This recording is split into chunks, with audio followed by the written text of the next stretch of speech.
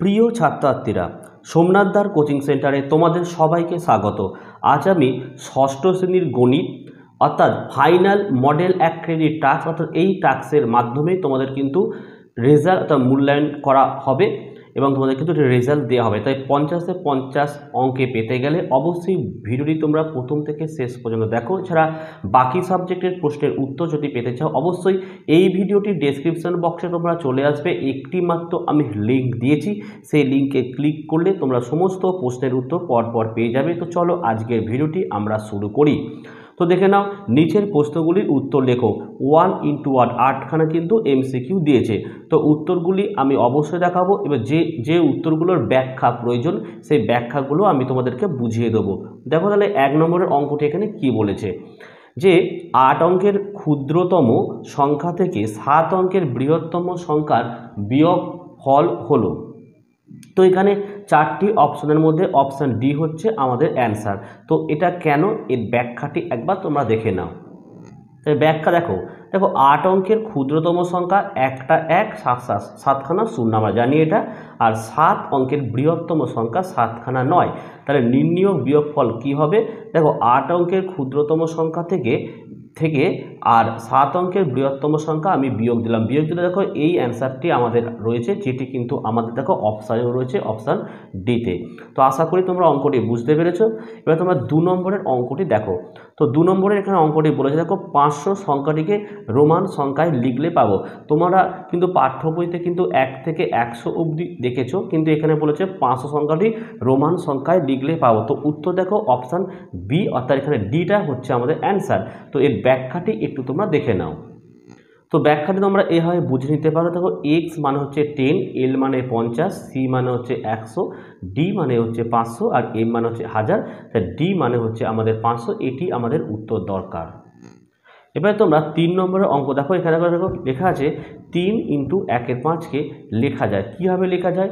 Option D এরটা হচ্ছে আমাদের answer, 1 এর 5 প্লাস 1 এর 5 প্লাস 1 এর 5। এর ব্যাখ্যাটা একটু তোমরা দেখে নাও। দেখো এটা হচ্ছে ব্যাখ্যা। আমি 1 এর 5 প্লাস 1 এর 5 প্লাস 1 এর 5 লিখেছি। দেখো 5 যদি লসাগু হয়, 5কে 5 ভাগ করলে 1 হয়, তা প্রতিক্ষেত্রে 1 প্লাস 1 প্লাস হয়, তা 3 এর 5 হয়।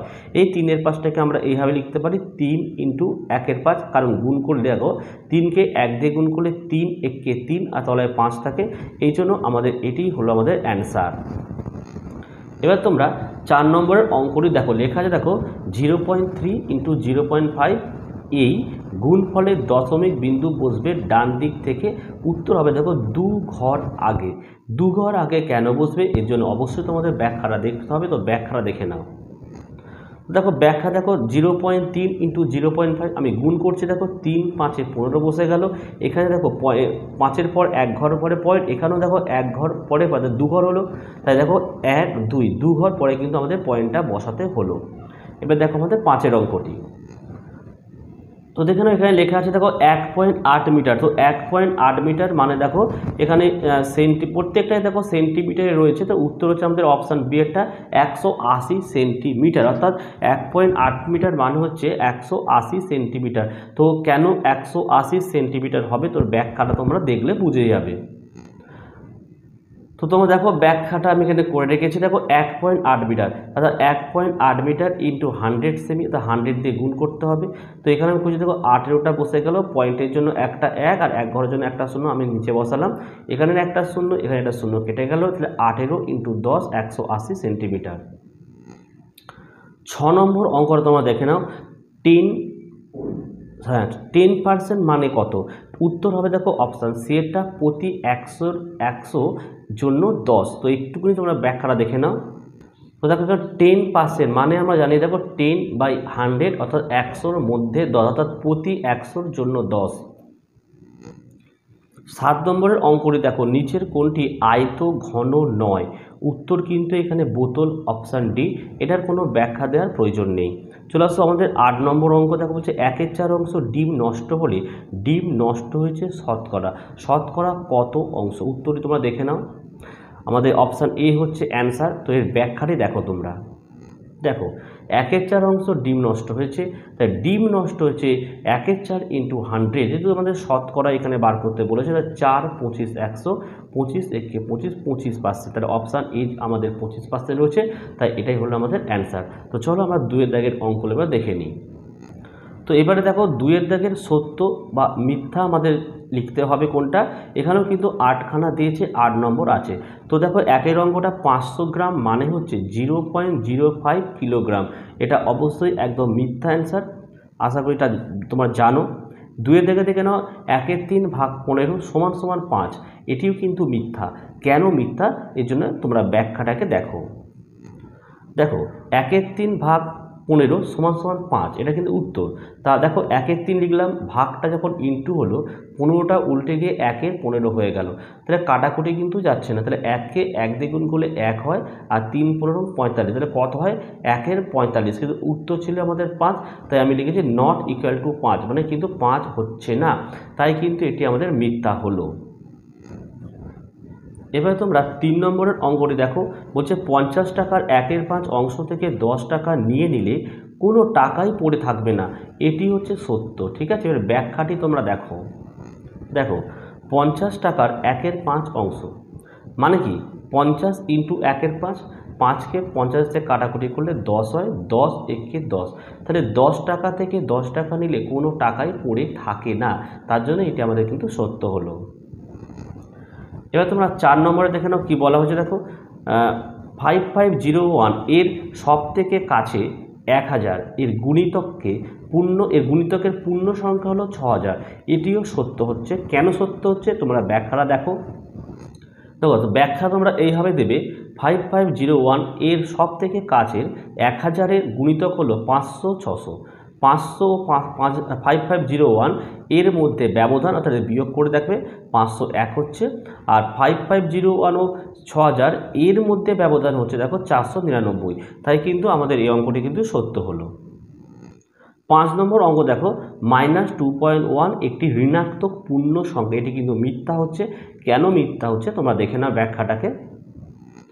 দেখো আমি ব্যাখ্যাটা এখানে করেছিলাম, -2.1 মানে দেখো 21/10 হয়, এটা একটা মূল সংখ্যা হচ্ছে, তাই না, এটা কিন্তু ঋণাত্মক পূর্ণ সংখ্যা হচ্ছে না, তাই এটা মূল সংখ্যা, এটা মিথ্যা। ঠিক আছে, 6 নম্বর অঙ্ক দেখে নাও, এখানে বলেছে পরিবারের সদস্য সংখ্যা, এখানে পরিবারের সংখ্যা প্রশ্ন বলেছে 4 জন সদস্যযুক্ত পরিবারের পরিসংখ্যা 5, তো 4 জন, এটা দেখো 5টাই কারণে, তাই এটা সত্য হলো, তাই এটা কিন্তু কোনো ব্যাখ্যা দেওয়ার দরকার নেই। এবার চলে আসো আমাদের 7 নম্বরের অঙ্কটা। তো দেখো এখানে ABCD দিয়ে বলছে, দেখো ABCD এবং EF সরল রেখাংশ 3টি সমবিন্দু সরল রেখাংশ, কি বললাম, এটি 3টি সমবিন্দু সরল, এটা কিন্তু মিথ্যা হবে। কেন মিথ্যা হবে, তো এটার ব্যাখ্যা আমি তোমাদের মুখে মুখে বলছি, তোমাদের মাথায় রাখতে হবে, যদি 3 বা 3-এর বেশি সরলরেখা একটি নির্দিষ্ট বিন্দু দিয়ে যায়, তখন ওই সরলরেখাগুলিকে সমবিন্দু সরলরেখা বলা হয়। আমি কি বললাম, সমবিন্দু সরলরেখা বলা হয়। আর এখানে তোমরা দেখতে পাচ্ছ এখানে ABCD আবার EF, তাহলে এটা কিন্তু সমবিন্দু সরলরেখা হচ্ছে না। ঠিক আছে, এবার চলে আসো আমাদের 8-এর দাগের অঙ্কটা। 8-এর দাগের অঙ্কটি কি বলেছে, দেখো এখানে একটা আয়তক্ষেত্র দিয়েছে, দেখো দৈর্ঘ্য 8 সেমি, প্রস্থ 4 সেমি, বলছে আয়তকার চিত্রটির পরিসীমা 12 সেমি, এটা হচ্ছে মিথ্যা। কেন মিথ্যা হবে, এই জন্য তোমাদের ব্যাখ্যাটা অবশ্যই দেখে না একবার। তো এটা হচ্ছে আমাদের ব্যাখ্যা। দেখো আয়তক্ষেত্রের পরিসীমার সূত্র আমরা প্রত্যেকে জানি, 2 ইন্টু দৈর্ঘ্য প্লাস প্রস্থ একক, 2 বসে গেল, দৈর্ঘ্য হচ্ছে 8 সেমি, প্রস্থ হচ্ছে 4 সেমি, তাহলে 2 ইন্টু 12 24 সেমি অ্যান্সার, কিন্তু আমাদের ওখানে দিয়েছে দেখো 12 সেমি, তাই এটি হলো আমাদের মিথ্যা। এবার তোমরা 3-এর দাগে দেখে নাও যে প্রথম স্তম্ভ আর দ্বিতীয় স্তম্ভ, এখানে দুখানে স্তম্ভ দিয়েছে, আমাদের মেলাতে হবে। তো দেখে নাও x - 7 লেস দেন 20, এটা হচ্ছে আমাদের এই উত্তর। দেখো y - 7 20 থেকে ছোট। ঠিক আছে, আমি দেখো অ্যারো চিহ্ন করে দিয়েছি। তবে দেখো y - 7 গ্রেটার দেন ইকুয়াল 20, এটার অ্যান্সার কিন্তু একদম এই লাস্টটা হবে যে y - 7 20 এর সমান এবং 20 থেকে বড়। এবার চলে আসে আমরা, দেখো y - 7 নট ইকুয়াল টু 20, মানে এটা হবে দেখো y - 7 20 অসমান। এটা দেখে নাও y - 7 লেস দেন ইকুয়াল 20, একদম প্রথমেরটা হবে y - 7 20 এর সমান এবং 20 থেকে ছোট। এবার এটা দেখো y-7 গ্রেটার দেন 20 মানে হচ্ছে y-7 20 থেকে বড় হলো। এবার চলে আসে আমাদের 2 এর দাগে। তো 2 এর দাগে দেখো এখানে স্তম্ভ মেলাও যে কোনো 3টি, এটা হচ্ছে ক, এটা খ। একটি নিরেট চোঙের বক্রতল এবং সমতলের সংখ্যা যথাক্রমে, উত্তর হচ্ছে আমাদের বি এরটা 1 আর 2 হচ্ছে। 2 নম্বর দেখে নাও একটি নিরেট শঙ্কুর বক্রতল এবং সমতলের সংখ্যা যথাক্রমে, এটা হবে এরটা 1,1। 3 এটা দেখে নাও বর্গাকার ভূমিযুক্ত প্রিজমের ধার সংখ্যা এবং তল সংখ্যা যথাক্রমে, ডি এরটা হচ্ছে আমাদের অ্যান্সার। 4 নম্বর দেখে নাও বর্গাকার ভূমিযুক্ত পিরামিডের ধার সংখ্যা এবং তল সংখ্যা যথাক্রমে, সি এরটা হবে 8 ও 5। এবার চলে আসে 4 এর দাগের 1। দেখো 1 একটা বলছে তুমি তোমার দাদার থেকে 5 বছরের ছোট, চল ব্যবহার করে তোমার দাদার বয়সকে তোমার বয়সের সাহায্যে প্রকাশ করো। তো দেখো অঙ্কটিকে দেখো, ধরি আমার বয়স 1 বছর, আমি দাদার থেকে 5 বছরের ছোট, অর্থাৎ দাদা আমার চেয়ে 5 বছরের বড়, দাদার বয়স কত হবে x + 5 বছর। এটা হচ্ছে আমাদের এই অঙ্কটির সমাধান। এবার দেখো 2 নম্বর অঙ্কটি দেখো 5005 সংখ্যাটিকে স্থানীয় মানে বিস্তার করে লেখো। তো চলো উত্তরটা আমরা দেখে নিই। তোমরা এইভাবে লিখবে। দেখো এইখানে দেখো 500 অর্থাৎ 5-এর পরে দেখো 1 2 3 4 5 6 6টা ঘর, তাই 5-এর পরে কিন্তু 6টা শূন্য দেবে, যোগ চিহ্ন দিলে। ফের দেখো 5-এর ঘরে 5-এর পর 3টে ঘর, তাই 5 লিখে 3টে শূন্য আর লাস্টে 5টা কিন্তু বসে গেল। এইভাবে তোমাদের স্থানীয় মানেটাকে সাজাতে হবে। এবার দেখো 4-এর দাগে 3, এখানে 3 দেখো এখানে একটা রেখা দিয়েছে PQR, এখানে একটা দিয়েছে, এখানে মানে চিত্র A, চিত্র B, চিত্র C দিয়ে এখানে দেখো প্রশ্ন দিয়েছে সমরেখ, অসমরেখ আর সমবিন্দু কোনটা হবে। দেখো এখানে সমরেখ কোনটা হবে, চিত্র B, এটা হচ্ছে একটা সমরেখ বিন্দু। অসমরেখ বিন্দু কোনটা, চিত্র A, দেখো এটা অসমরেখ, আর সমবিন্দু হচ্ছে এইটা। হয়েছে? তাহলে আশা করি তোমার 3-এরটা বুঝতে পেরে গেছো। এবার 4-এর দাগের অঙ্কটি তোমরা লক্ষ্য করো। তাহলে বলা আছে এ হাতের কাজে 50-এর মধ্যে 20 নম্বর পেয়েছে, কিন্তু বি 25-এর মধ্যে 10 নম্বর পেয়েছে, কে বেশি পেয়েছে? শতকরার সাহায্যে নির্ণয় করো। তো দেখো অঙ্কটি, তো অঙ্কটিকে তোমরা এইভাবে করবে। দেখলি এইভাবে এ 50-এর মধ্যে পেয়েছে 20, অর্থাৎ 50-এর 20 অংশ। তাহলে এ পেয়েছে শতকরা কত, দেখো 50-এর 20 × 100, 50-কে 100 দিয়ে কাটাকাটি করলে 2 হয়, তাহলে 20 2 × 40%। ঠিক এইভাবে বি 25-এর মধ্যে পেয়েছে 10, অর্থাৎ 25-এর 10 অর্থাৎ 10-এর 25 অংশ। বি পেয়েছে শতকরা 10-এর 25 × 100, 25-কে 100 দিয়ে কাটলে 4 25 100, আর এখানে 4 10-এর 40%। তাহলে এ ও বি উভয়ই 40% নম্বর পেয়েছে। চলে আসলে 5-এর দাগের অঙ্ক। দেখো 5-এর দাগের এখানে 1 নম্বর অঙ্কটি কি বলেছে, দেখো না সরি আমাদের 5-এর থেকে এটা এই পাঁচটা বলছে একটি সমবাহু ত্রিভুজের পরিসীমা 14.4 সেমি এবং ত্রিভুজটির একটি বাহুর দৈর্ঘ্য দশমিক সংখ্যায় লেখো। তো অঙ্কটি তোমরা দেখো এভাবে লিখবে, সমবাহু ত্রিভুজের পরিসীমা 3 × একটি বাহুর দৈর্ঘ্য, শর্তানুসারে লিখবে 3 × একটি বাহুর দৈর্ঘ্য সমান 14.4, মানে একটি বাহুর দৈর্ঘ্য 14.4/3 কাটাকুটি করলে 4.8, তাহলে 4.8 সেমি হলো একটি বাহুর দৈর্ঘ্য। ঠিক আছে? তো 5-এর দাগের 1 কি বলছে, দেখো 145 ও 232 সংখ্যা দুটির গসাগু নির্ণয় করো ও ওই গসাগুর সাহায্যে লসাগু নির্ণয় করো। তো অঙ্কটি তোমরা দেখো। তো ভাগ পদ্ধতিতে গসাগু তোমরা প্রত্যেকেই করতে পারো, এইভাবে করবে। দেখো 145, এখানে 232 একবার গেলে হয় 145, বিয়োগ করলে 87 হলো, 87-কে 1 দিয়ে করলে এখানে 87 হলো, তাহলে 58 হলো। এবার 87-কে 1 দিয়ে করলে 58, 29 2 × 58 কিন্তু হয়ে গেল, আমাদের অঙ্কটি মিলল। তাহলে 145 ও 232-এর গসাগু হলো আমাদের 29। এবার আমাদের লসাগু বার করতে হবে। তো লসাগু বার করতে আমাদের একটা সূত্র প্রয়োগ করতে, দেখো লসাগু সমান সমান সংখ্যা দুটির গুণফল বাই গসাগু। তাহলে সংখ্যা দুটির গুণফল কী কী, দেখো এখানে 145 ও 232, তাহলে 145 × 232 বসে গেল। আর যেটা আমাদের গসাগু বেরিয়েছে 29, তাহলে বাই 29, 29-কে 145 দিয়ে ভাগ করলে হচ্ছে 5 হচ্ছে, আর 232-কে 5 দিয়ে কাটাকুটি করলে 1160। এটি হলো আমাদের অঙ্কটির অ্যান্সার। 2-এর দাগের অঙ্ক দেখো, সংখ্যা রেখার সাহায্যে যোগফল নির্ণয় করো, +7 - 7। খুবই সোজা অঙ্ক, তোমরা আশা করি প্রত্যেকেই পারো। একটা স্কেল দিয়ে দাগ কাটবে, এখানে দেখো আমি 0 লিখেছি, 0 এদিকে প্লাস সাইন হয়, 1 2 3 4 5 6 7 8 9 10 11, এদিকে -1 -2 -3 -4। দেখো প্রথমে +7 বলছে, এই 0 থেকে আমি +7 এলাম এখানটা, তাই না? আবার -7 বলেছে, তাহলে আমি দেখো এখান থেকে এই +7 থেকে এদিকে আসবো ব্যাকে, তাই -7 ফের 0তে এলাম, তাই +7 আর -7 দেখো বিযোগ, এখানে +7 এখানে -7 কি হয়, 0ই হয়, তাই অঙ্কটির অ্যান্সার আমাদের 0 হলো। এইভাবে তোমাদের সংখ্যা রেখার সাহায্যে এটি কিন্তু করতে হবে।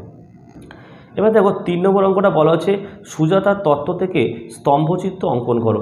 এখানে সুজাতার বন্ধু সংখ্যা 4 5 7 দিয়েছে, গান গাইতে ভালোবাসে 4 জন, নাচ করতে ভালোবাসে 5 জন, আর এখানে দেখো আঁকতে ভালোবাসে হচ্ছে 7 জন। তো দেখো অঙ্কটিকে, তো দেখো যেহেতু আমার কাছে গ্রাফের পেজটাই সময় নেই বলে আমি গ্রাফ খাতায় করি, তা তোমরা এইভাবে অঙ্কটা করতে পারো। এইভাবে একটি দাগ তোমরা কেটে দেবে, এটা এক্স, এটা ওয়াই দিচ্ছ। আমি প্রত্যেকটা ঘরকে দেখো 1 সেন্টিমিটার করে নিয়েছি, 1 2 3 4 এবং 8টা কাটবে তোমরা, কেটে দেখো আমি এখানে লিখেছি এই যে চিত্রটা হচ্ছে গান, এটা নাচ, এটা হচ্ছে আঁকা। তো প্রথমে দেখো গান গাইতে ভালো 4 জন, তাই তোকে 4-এর সমান সমান নিয়ে এই ছকটা করেছি। তারপরে দেখো নাচ করতে ভালোবাসে হচ্ছে 5 জন, দেখো 5-এর সোজাসুজি এটা ছকটা করবে। আর এখানে দেখো আঁকতে ভালো 7 জন। এইভাবে তোমরা এই চিত্রটিকে অঙ্কন করবে, স্তম্ভ চিত্রটা তোমাদের আঁকতে বলেছে। তো আশা করি তোমরা এটা বুঝতেই পেরেছো। এবার চলে আসো আমাদের 6 নম্বরের অঙ্কটি। এই যে 6 নম্বরের অঙ্ক বলছে, দেখো এবছরের অঙ্ক পরীক্ষায় আমাদের ক্লাসে 60% ছাত্রছাত্রী 80-র বেশি নম্বর পেয়েছে। আমাদের ক্লাসে মোট ছাত্রছাত্রী 50 জন হলে কতজন ছাত্রছাত্রী 80-র বেশি নম্বর পেয়েছে? তো দেখো অঙ্কটি, দেখো আমাদের ক্লাসের মোট ছাত্রছাত্রী 50 জন, 50 জনের 60%, তাই 50 × 60/100, এখানে 2 শূন্য, এখানে 2 শূন্য কাটলাম, 5 6 30, তাহলে 30 জন ছাত্রছাত্রী 80-র বেশি নম্বর পেয়েছে। তো আশা করি প্রত্যেকটি অঙ্কই তোমরা বুঝতে পেরেছো। যদি কোনো সমস্যা হয়ে থাকে, যদি বুঝতে না পারো, অবশ্যই তোমরা আমাকে কমেন্ট করবে, আমি চেষ্টা করব তোমাদের ক্লিয়ার করে দিতে। তাহলে আজকের ভিডিও আমি এখানে শেষ করছি। তোমরা প্রত্যেকে ভালো থেকো এবং সুস্থ থেকো।